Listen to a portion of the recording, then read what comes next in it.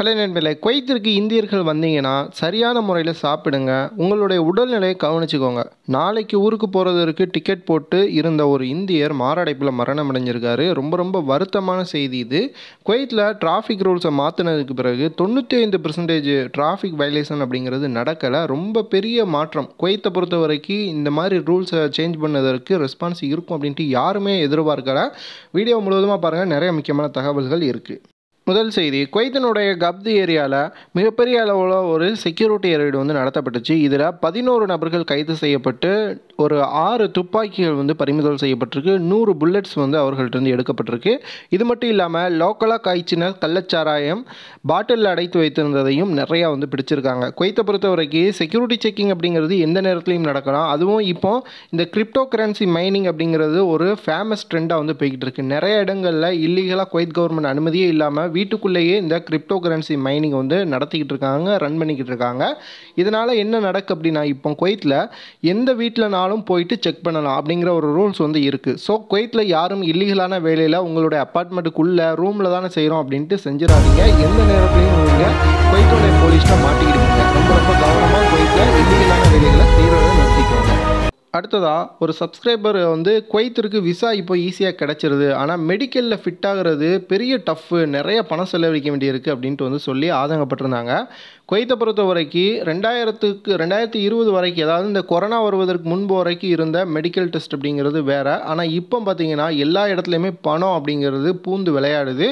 அதாவது நம்ம இப்போ விசா கிடச்சிருது, அதற்கு பிறகு நம்ம மெடிக்கல் டெஸ்ட் போட்டோம்னா நமக்கு சின்னதாக ஒரு தழும்பு இருக்குது, எக்ஸ்ரேயில் உங்களுக்கு ஏதோ பிரச்சனை இருக்குது, இந்த மாதிரி சொல்லி அன்ஃபிட் போட்டு நம்மளை அலக்களிக்கிறாங்க, பணத்தை எதிர்பார்க்குறாங்க. இந்த மாதிரி சப்ஸ்கிரைபர் சொல்லியிருக்காங்க.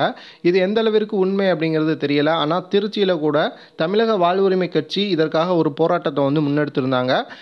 குவைத்தை பொறுத்த வரைக்கும் குவைத்திற்குள்ளே வந்தவங்களுக்கு மெடிக்கல் அன்ஃபிட் அப்படிங்கிறது ஆறுது ரொம்ப ரொம்ப 100ல் 1 நபருக்கு வேணால் ஆகலாம், அதுவும் 1000ல் 1 நபருக்கு தான் ஆகுது. ஆனால் இந்தியாவில் மெடிக்கல் அன்ஃபிட் அப்படிங்கிறது சர்வசாதாரணமாக நடக்குது. பணம் மிகப்பெரிய அளவில் அதில் விளையாண்டுக்கிட்டு இருக்குது. இதற்கு தீர்வு காணுவதற்கு ஏதாவது வழி இருக்கா அப்படிங்கிறத கீழே கமெண்ட் பாக்ஸில் சப்ஸ்கிரைபர் குவைத்தில் இருக்கிற நண்பர்கள், அதே போல் குவைத்திற்கு வரணும்னு நினைக்கிற நண்பர்கள் கமெண்ட் பண்ணுங்கள். அடுத்த தகவல், இந்த வருடத்தில் நிறைய இந்தியர்கள் குவைத்தில் இறந்துருக்காங்க. 26 வயது இந்திய இளைஞர் ராகுல் அப்படிங்கிறவங்க ஜெலிப் பெல்ஸ்வைக்கில் இருக்கக்கூடிய ஜெலிப் கேலிக்கட் ஜெஃப் ரெஸ்டாரண்ட்டில் ஊழியராக பணிபுரிஞ்சுக்கிட்டு இருக்காங்க. இன்றைக்கி காலையில் அவங்க ஊருக்கு போகிறதுக்கு டிக்கெட் எல்லாமே போட்டு ரெடியாக இருந்தாங்க. ஆனால் அவங்க நேற்று மாரடைப்பில் இறந்துட்டாங்க. தற்பொழுது அந்த இளைஞரினுடைய உடல் ஊருக்கு கொண்டு போகிறதற்கான வேலை நடந்துகிட்டு இருக்கு. இவர் கேரள மாநிலம் பாலக்காடு அடுத்த கடம்பளிபுரத்தை சார்ந்த ராகுல் அப்படின்ட்டு சொல்லப்பட்டிருக்கு. 26 வயசு தான் ஆகுது. சின்ன வயசுலேயே மாரடைப்பில் இறந்தது மிகப்பெரிய வருத்தத்தை கேரள மக்களுக்கு அடுத்த தகவல், குவைத்தில் புதிய டிராஃபிக் ரூல்ஸ் சேஞ்ச் பண்ணதற்கு பிறகு கிட்டத்தட்ட 95% டிராஃபிக் வயலேஷன்ஸ் நடக்கலை அப்படின்னு சொல்லியிருக்காங்க. அதாவது டிராஃபிக் ரூல்ஸை சேஞ்ச் பண்ணதற்கு முன்பு வரைக்கும் ஒரு வாரத்திற்கு 50,000த்திற்கும் அதிகமான டிராஃபிக் வயலேஷன் பதிவு செய்யப்பட்டுக்கிட்டு இருந்துச்சு.